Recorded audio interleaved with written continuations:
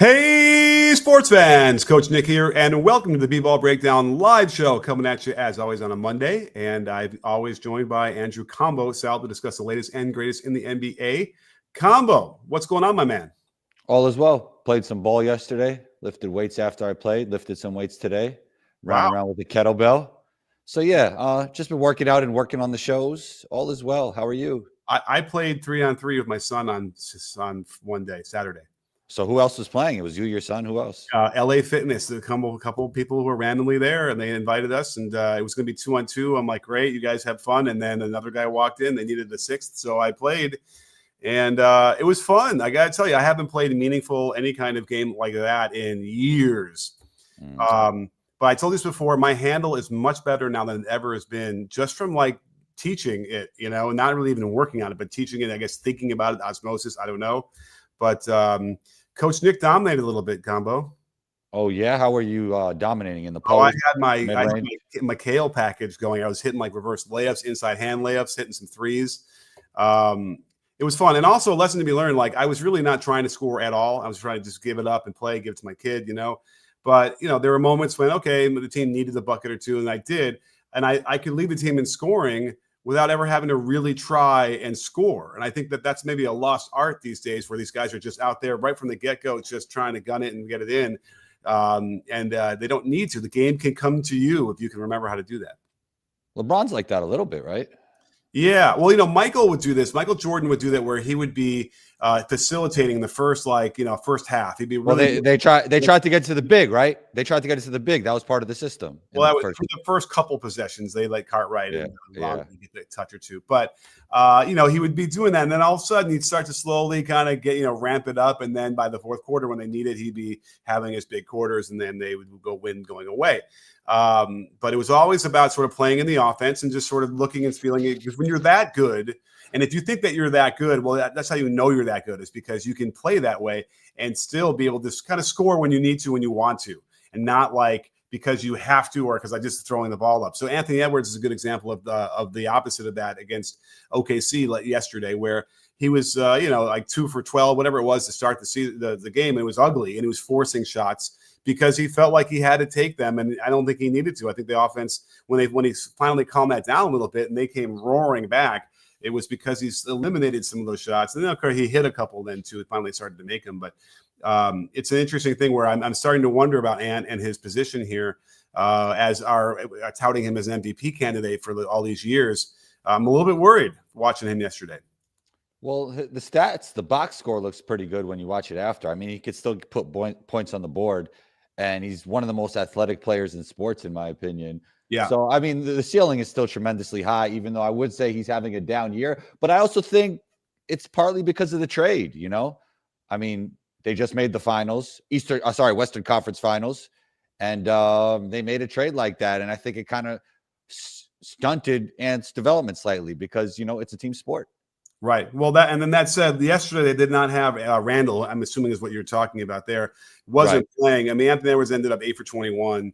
And before that, he was worse. He got hot, or he hit more shots later.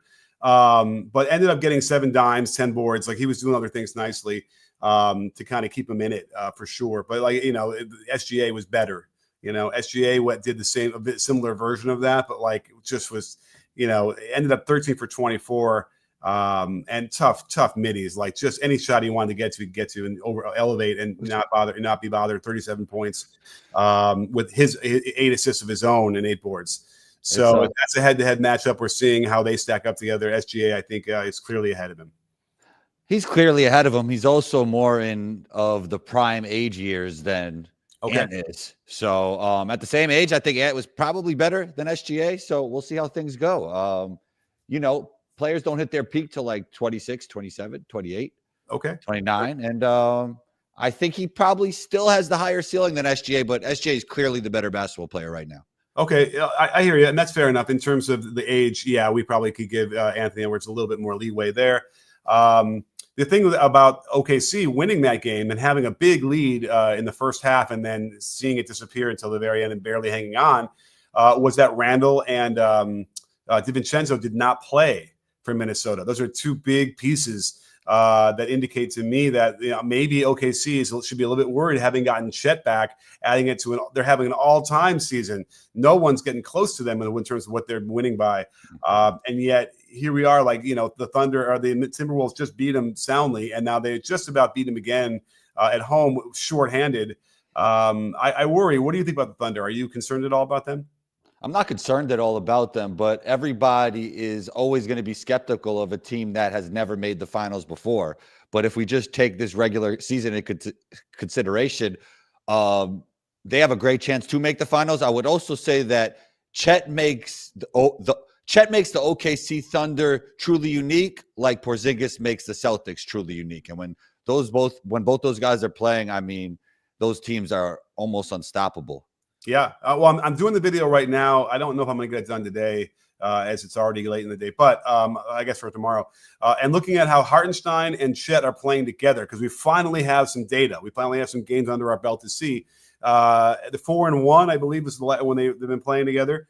And the interesting thing they did last night or yesterday against the Wolves was that neither Chet nor Hartenstein guarded the center when they were in. And it's a fascinating take. It didn't really work, and I'm going to show you why with the video. Say that one more time. So basically, the Timberwolves didn't have Rudy. He's out with back spasms or whatever. So they start Nas, which I've been saying this for so many years. This is the real team that the Wolves should have. And if they had DiVincenzo out there, they probably could have beaten them. They would have been enough there. And then Randall, however he fits in, maybe would have been another part of that. But it's like they don't need. They don't need Rudy, right? Rudy is problematic for a couple different reasons. But so while they have Naz Reid out there at center, neither Chet nor Hartenstein was guarding him to start his possessions. They were guarding wings. And so it allowed them to rotate and then stay near the basket to protect the hoop, which is kind of good. But they were able to figure out ways to bring whoever they were guarding up into the pick and roll, get them farther out, and then stretching them a little bit. Chet is obviously better at guarding on the switches when they have to deal with perimeter players. Hartenstein's pretty good, but Chet's better. And it just wasn't working. They were giving up some corner threes. They were giving up some blow-bys and into fouls that they couldn't handle. And so I get why Mark Daniel didn't want to keep them out there together that way. That said, I do feel like if they get more time, more chemistry, Chet gets some of the rust off, then that's a real viable. They got to continue doing that. And so far, that two-man lineup of Chet and Hartenstein is good, but it was really bad yesterday. Well, that's been a trend in the NBA for a while. It used to be that the centers would always guard centers, and that's not the case anymore. A lot of teams are using that strategy on basically whoever's the worst shooter, they'll put the center there. And that's the way it's been going in the NBA lately, and I think it's a smart thing to do. Yeah, I mean, I think what you can do that is for anybody who's trying to hide on defense, whether it's a center, whether it's a guard. I think we talked about this last time. I had this revelation, and I think the last show we did was where you're basically going to create a zone, a 5-man zone where you're trying to keep one player at the block guarding in the corner, and that's all. And so that's sort of what you're seeing. Like, Hartenstein, when they'll go up to set a screen, he'll just send someone else to go up with them and be in the pick and roll so he can hang down and guard the paint. So it's a really good idea to do that. And you can do that with Curry. You can do it with anybody else who you don't want to get involved in the pick and roll and get exposed. So, but there's some rules you got to develop in there. I'm still looking at to figure out if it's a thing where you can basically create a zone out of this. It's sort of what we do, but like there might be some better rules so you can kind of install it and have it run on its own. But I think that's what you're going to see in the playoffs is just more and more teams trying to hide that guy farther from the basket, farther from the ball, and farther from the top. So that's what they try to do. So, and as a result, they went down. They kept Chet in there at the center, which again is another one of those things, like you said, is a really good advantage for them when he plays that. He's still getting He's still getting pinballed around down underneath the basket, and it's leading to some offensive rebounds and some stuff that's problematic for them. But I don't know if it's ever going to get fixed. Do you think he's ever going to finally fill out enough where he's not just going to get bouncing off of guys like that? I mean, it'll get less and less. It might not totally leave, but he's always more good than bad, by far more good than bad, what he brings to that team. Yeah. And what I love about him is that he'll get knocked off his spot by 2 or 3 feet, but then he can react really quickly and get right back in and then contest. And he's tough. He'll never back down. That's one thing about Chet. Right. He'll just get hurt. Hopefully not. But either way. So that's an interesting thing that we saw as that matchup went around. I'm still not happy with the coaching of the Wolves. I do feel like there's some optimization that needs to happen there from a X's and O's standpoint. And it might be hard because Ant is a guy who's, he's so good. He wants to get his shots off. But offensively, I'm a little bit concerned about that. It seems to work better when they can kind of just get him calmed down and not be gunning so much. Yeah, I think he's in a tough situation. I don't think that team is constructed as well as it used to be. But then you could say that about, the team that they had before, right? Like that they had two bigs playing, more traditional bigs playing at the same. Cat's not really a traditional big, but that was always the skepticism when they weren't playing good in the first year they were together, that you couldn't play those two together, and then they figured it out. So maybe next year's the year for them. Who knows? Well, probably Randall won't be there, right? Unclear. And to your point about the Knicks and then Cat defensively, Mitchell Robinson is coming back, and I suppose they're like in their mind thinking this is going to solve all that and recreate the Rudy Cat thing that they had in Minnesota, which was very stout defensively. Even me, like when I was talking about the Knicks way earlier in the season, I felt that Mikal Bridges had to step up, and then Mitch had to look like Mitch. I would say though, Mitch is more important for a team like when the Sixers were actually good than a team like the Celtics. I don't even know if they play 5-out offense, if he'll even make a difference. Right. Even if he's good, it's tough, Yeah. And I have some clips we can talk about in a minute about how the Cat was getting exposed.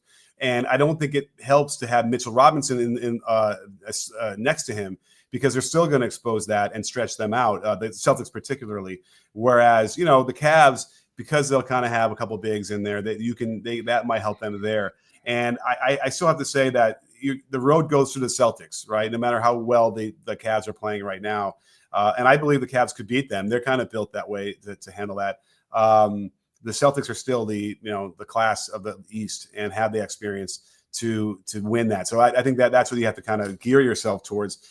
And the Knicks are a concern. I saw the tweet. I don't know if I can find it real quick, but they broke down their record against sub 500 teams and then the rest. And they've really been feasting on the bad teams and have not. I don't think they've beaten the Celtics or the Cavs this year once. So or quality wins, don't you think? Or OKC. Yeah. That, and that's the thing is you can build a whole season out of beating up on the bad teams, right, and out coaching those guys and having more talent than the other teams. And then when it comes time to going up against a team that's got as much talent as you or more, how are you going to handle that? So far, it hasn't been great for the Knicks, and they're really exciting. They're really tough. They play strong, and they can compete with all those teams without question. But can they beat those teams? And that's a real thing they're going to have to prove over the last 25 games of the season. In fact, you know what? Let me call up the schedule real quick. I'm going to want to look at what the Knicks are doing. Not only that, it might get even tougher in the playoffs for the way that Tibbs plays his team, and he doesn't rely on depth at all. He doesn't give players on the bench enough opportunity, and then these guys are playing 40-plus minutes, and that's tough over the course of a playoff series. Obviously, you want to play your best players, but some of them gassed out yesterday, when they made a comeback. I have it here. Where did it go? Where's my Knicks? Is this it? Oh, man. I had the box score because I wanted to talk about that. Is this it? No. Man, oh, man. I'll find it. Anyway, yeah, they were, let's say they played, Cat played like 38, something, 40. You're right. They're barely playing their bench. They're wearing them out. And then you look at the Celtics on the other side, those guys are playing 35 minutes. They're really fresh. They're really ready to go. They're ready to hit those tough shots. And that's a big difference. And it won't change in the playoffs. It'll continue to be, Tibbs is playing his playoff rotations now. And you're always got to be concerned about that. I was just checking their schedule going forward. So here's what they're looking forward to over the next few weeks. Home against Philly, at Memphis, at Miami, home against the Warriors, at the Lakers, at the Clippers, at Sacramento, at Portland, at Warriors. That's a big one. They got, how many is that? 1, 2, 3, 4. They got 5 they have a road trip to the West Coast for 5 games. And, Lakers and Clippers, those are, Lakers are playing really well. Clippers are playing decent. Kings have been better and, have some, it'll be a good test for them. Portland's a nice thing that they can get a little break maybe, but then they got to play the Warriors, who are also playing really well with a new and reinvigorated Jimmy Butler. So I would say look at that run, and, if they don't win, I don't know, 3 of those games, then we might have to be really concerned. I mean, I don't think we feel they could win a title this year anyway, right?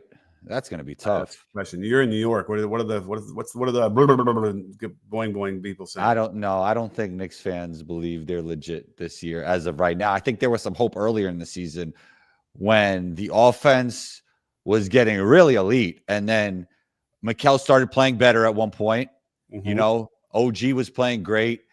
And Cat was playing like an MVP at one point as well. I mean, they were really rolling at one point during the season, but I think now there's a little more pessimism surrounding the team. Yeah, I mean, they're still fourth in offensive rating, so they've been maintained, a pretty good elite. But let's get to a couple of super chats. And don't forget, if you want us to answer your question, the best way to do that is with the super chat over on the YouTube side. It really helps us keep this show going. We'll put your name on the screen, and we'll give you all sorts of love and hype, and it really helps us. So, all right, let's get into it. Alan Tran, best friend of the breakdown. So much. Thank you so much for being here. Always here with us. Alan, I'm still convinced that OKC is missing a true 1B or number 2 option. I don't know. We don't tolerate Jalen Williams slander on the show, do we? Well, I think Alan is saying basically we haven't seen Jalen Williams really step it up all the way in the playoffs yet. Okay, right? He doesn't he doesn't think he's that guy. Well, I think this could be the year for him. Right. I think this could be the year for him. But again, maybe Chet is that guy. Chet is that guy, and I think he's definitely that guy in about like 2 years from now when he starts. I don't want to say fixing, but some of the things that you're talking about, maybe he adds a little bit of weight, right? Gets a little bit stronger. He's still really young. Yeah. So I think Chet could definitely be that guy. I mean, he's an elite player. And the benefit of having him and Hartenstein out there together is that playing that 4, he should be able to get threes, good open threes. In fact, he played the 5, he'll get open threes as well. And that's a real advantage for him. He's knocking them down yesterday and looking good with those. So that's the thing that gives that tilts it to an unfair advantage when Chet is in there versus Hartenstein, who doesn't spread the floor like that.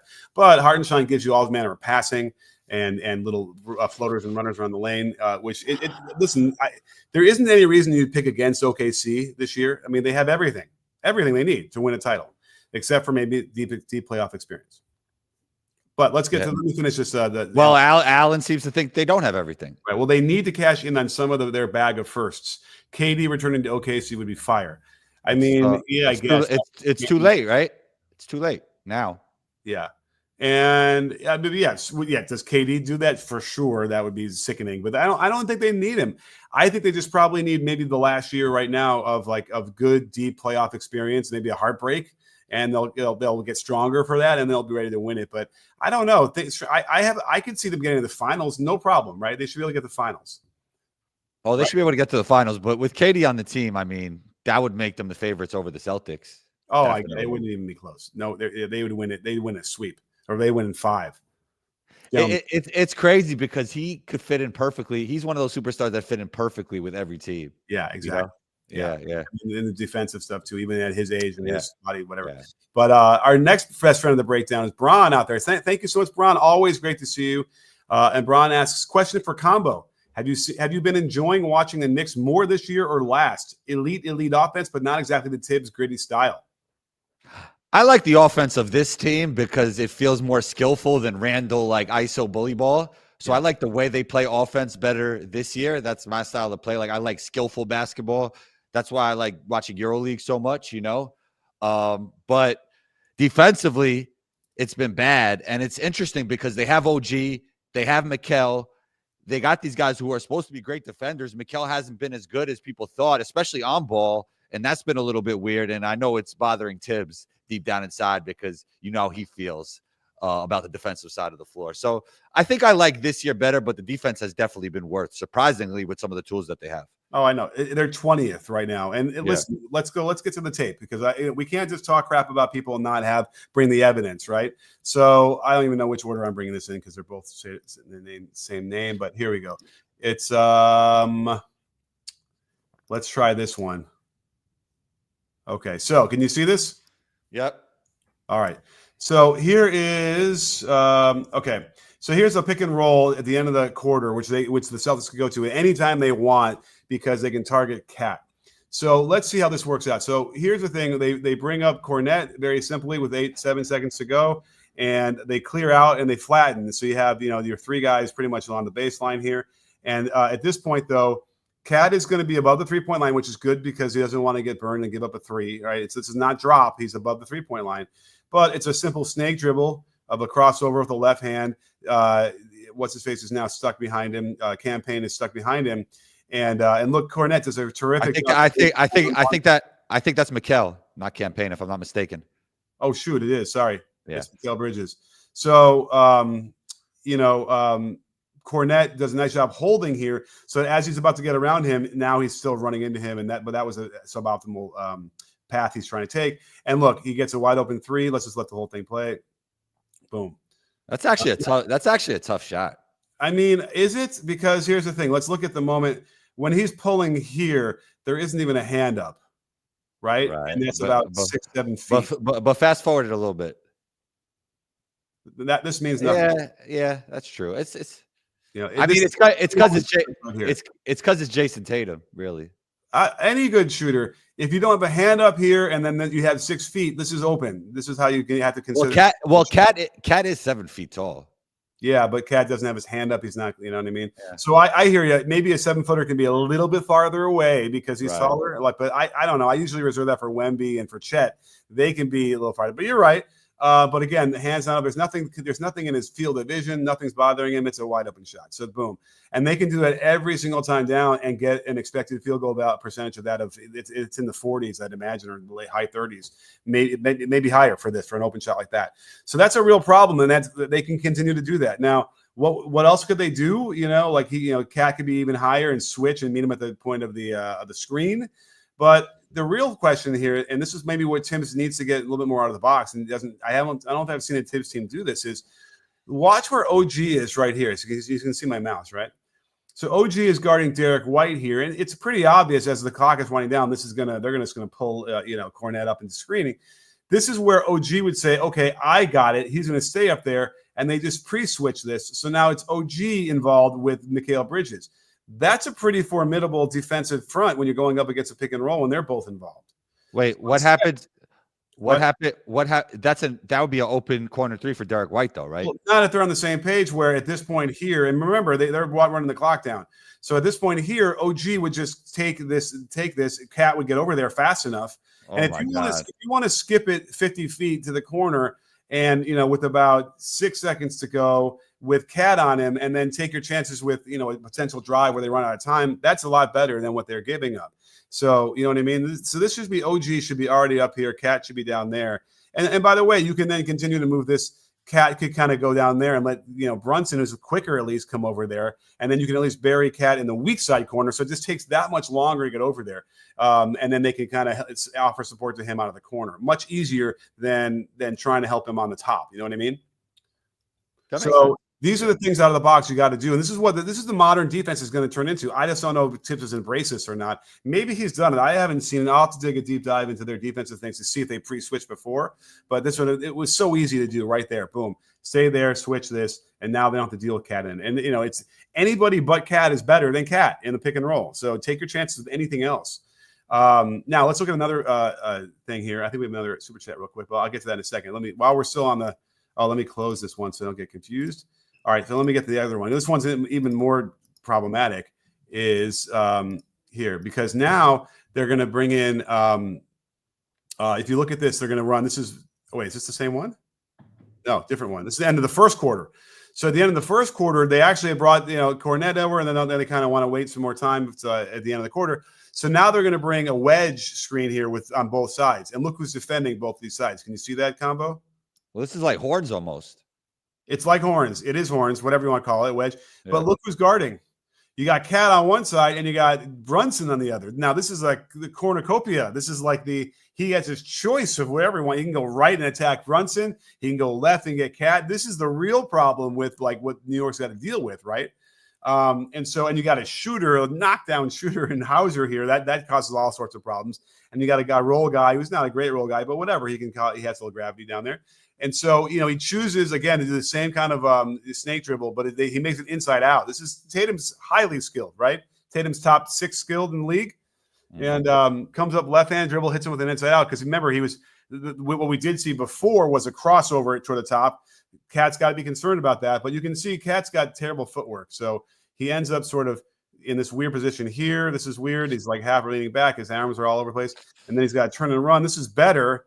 But, then as soon as he turns and shows his hips this way, Drew Hanlon's got, Tatum like a shark.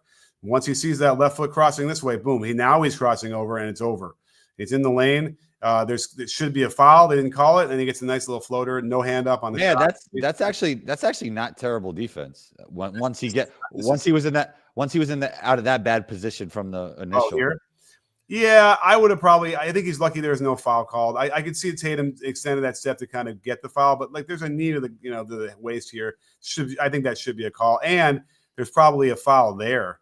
I don't think that looks clean to me at all. But and the refs don't have a great line. There's maybe it's he certainly did. Brothers can't see it.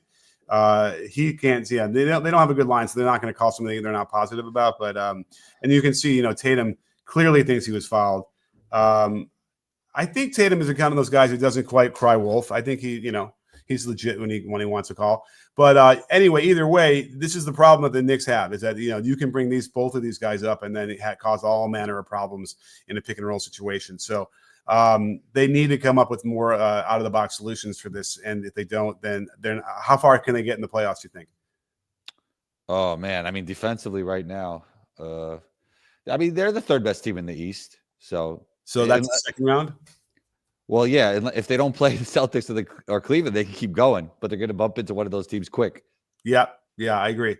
So, and the defense is an issue. Now, if the other teams aren't prepared well enough or they don't see this and they don't do it, then maybe they can get away with it and outscore them or something like that. But 20th ranked defense indicates not a very deep playoff run, unfortunately. And that's one of the big reasons. So I hope that was clear.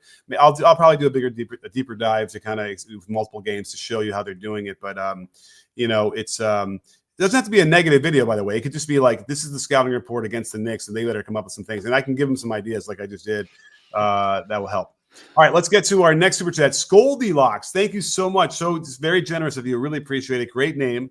They say OKC is obviously the best team in the West by far. Does anyone in the West have a hope of knocking them out? Are there any teams at all that would even make things difficult for them? The Denver Nuggets. Yeah.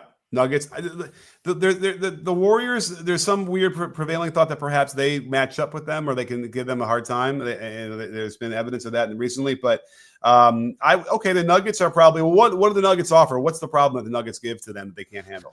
Jokic, right? Who's in the guard? Well, I mean, Hartenstein could probably be okay and offer some resistance. Ugh, I don't know about that. Okay.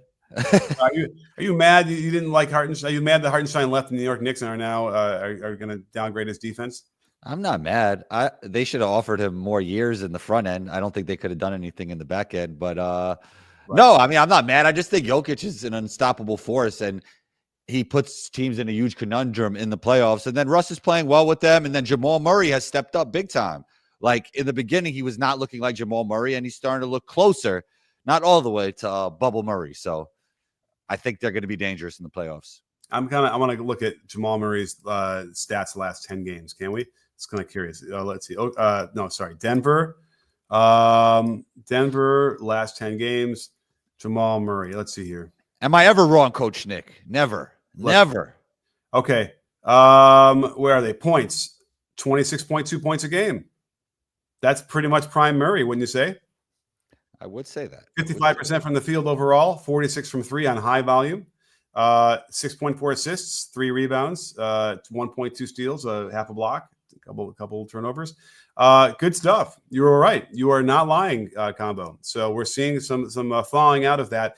But that said, Denver was another one of those teams like the Knicks who were beating up on bad teams and might have gotten a false sense of security. So we really got to go through that and see as we go down the schedule where they shake out. So let's look at that for a second because we already identified the Knicks. Let's look at Denver as the last, as they go down the stretch here. I guarantee there's going to be a stretch here. I can point out. So, they were coming up now, starting today. They have Indiana, the Bucks, Pistons, and the Celtics and the Kings, and then Phoenix, and then Oklahoma City twice in a row. And then Minnesota, and then the Lakers. Wow. And then they finally get Washington. So they have a gauntlet here of 1, 2, 3, 4, 5, 6, 7, 8, 9, 10. 10 games. All pretty tough. Indiana, no slouch. Detroit, no slouch at all coming up. So that's a lot of games. We're going to find out extremely quickly where the Denver Nuggets lie. That's going to be your situation there. They're going to have to win. For me to feel good about them and have any threat to OKC, well, they have 2 games against them, which I can't wait to see. But they got to win, I don't know, at least 6 of those 10 games. You mentioned the Pistons. Woo, they're no joke, man. Yeah, on the road. Cade Cunningham, 38, 12, and 7 in 38 minutes. And you know what I like about what they did? They got Schroeder. And it's kind of like, I've always said that Cade, I'm not saying he's Luka or LeBron, but he's kind of that mold. And you know how you put like a smaller, like kind of speedier guard next to those guys, and it works really well, like Kyrie Irving with both those guys. And I feel like, we're seeing a little bit of that there. And Cade is rising up those ranks, man. Like, he's going to be eventually on that SGA Anthony Edwards level. Like, I think he has a trajectory like that. Like, he's going to be special. Yeah. I can. Actually, let me tell you this. He's always been special, actually. Right. Just the team around him hasn't been the right fit. Yeah, and they're getting better. But let's put a button on the Goldilocks question, because let's look at team by team. Who can challenge OKC? Can Memphis? No. Can the Lakers? That's a wild card. I don't know. I'm doing that in the meme of the. Well, what I mean, look, when you have Luka, LeBron, and they figure it out, Luka, as you will. Yeah, they're 8-2 in the last 10 games, and Luka looked really good the last game. He had 32 points, and didn't I say that was going to happen? Yeah, probably. Yeah. Yeah. And they did it against the Nuggets and just dismantled Jokic, by the way, with that team, right? Without a center, supposedly. So I was going to do a video on that one, but that's 2 days ago. I felt like I might miss the window. So I got my work cut out for me. I've been a little bit busy, Combo. I've been out of town for a while, busy doing interesting things, which we can't talk about. Awesome. But trust me, it's exciting. And it continues to be exciting. And one day somebody will know why I was busy, and I'll continue to be busy. But as it is, I'll get some videos done right now and we'll get our shows done. So don't worry, Combo. We'll figure it out. The best live show in sports continues. The best live show, we'll be able to figure something out. We'll continue, at least for right now in the next couple of weeks, but then we'll see. At any rate, all right. So we got what do we say? Okay, the Lakers, maybe. The Rockets, no, their offense is not good enough. The Clippers. Well, you never know. I'd say like a wild card, but not as good of a wild card as the Lakers. Yeah. I mean, newsflash, they don't look as good when Kawhi doesn't play. Okay. But man, when they get everybody healthy and they're playing, yeah, it looks good. Timberwolves, any chance? No. Okay. Mavericks. No. Right. I mean, it's a little bit rough because they're injured. If the Mavericks had all their bigs and they're all healthy, no? I mean, yeah, and if PG-13 and Joel Embiid were like them prime selves, the Sixers wouldn't have a season like this. So we could say that about any team, right? Okay, well, let's say it about the Mavericks. Could they do it? I mean, because again, the Mavericks are going to get healthy. No, I don't think they could beat OKC. Yeah. Okay, I mean, OKC's defense, it offers so much against anybody. That's the other thing is Warriors. Interesting. I don't know. They have a resurgence, but yeah, I don't know if they have enough. And then the Kings know, and then from there. So yeah, there's not many other people. So I think Denver is your pick, huh? Denver's the pick. Yep. All right, there you go. So thank you so much. Thanks for the super chat. Goldilocks. Okay, so we've covered all that. We did the Knicks stuff. What else are we going to talk about today? I don't know. You want to talk about? You got your obligatory Cade Cunningham love on the show too. I mean, wow, we're covering all the bases. You don't think he's him? You know what? I got to do a deep dive. I got to admit, I haven't watched enough Detroit Pistons games this year. Yeah, they're fun, man. What? Has anybody out there watched enough Pistons games? Yeah, I watched some. I mean, they're fun. They got a shooter in Beasley. I mean, Duren's developing. Unfortunately, they lost Ivy, but Cade is the real deal, man. Like yeah. I have a post kind of going viral that I said Cade is better than Brunson, and the Knicks fans didn't like it very much. So Cade better than Brunson. Yeah, I mean, it's tough. It's a little apples to oranges, but yeah. Brunson's so good though, but yeah, Cade has probably more tools physically that'll help him have a higher impact, which is not Brunson's fault.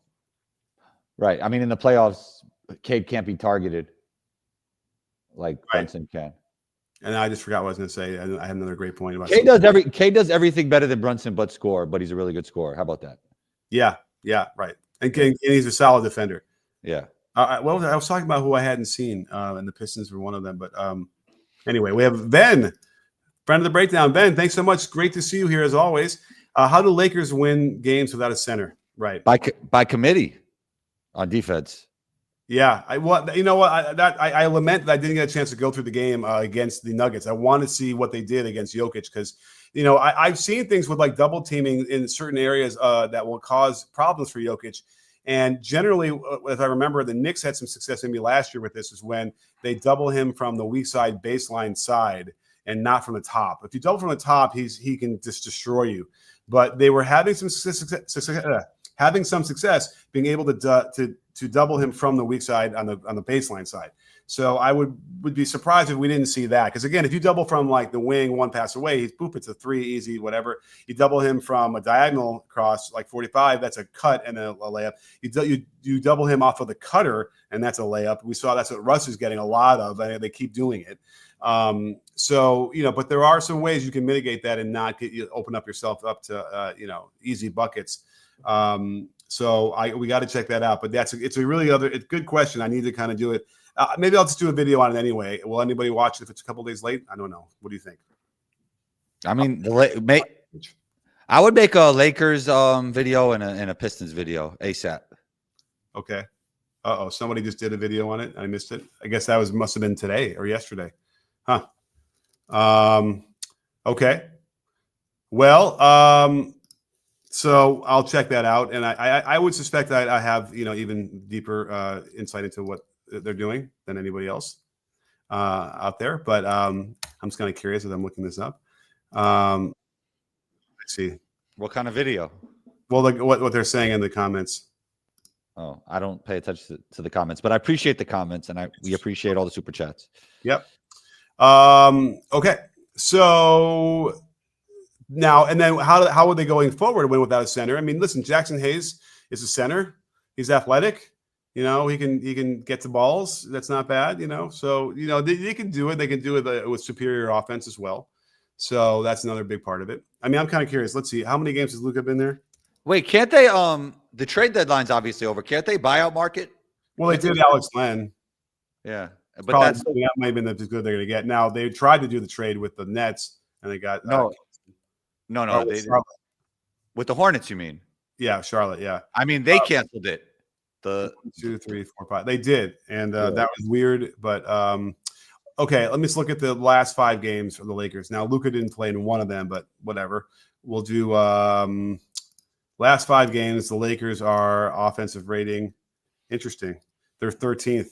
So that's not even looking that great for them. And I remember before that Luka huge game, and then against the Nuggets, there were some issues. And then defensively, the Lakers are the last 5 games 6th in the league. That's interesting too.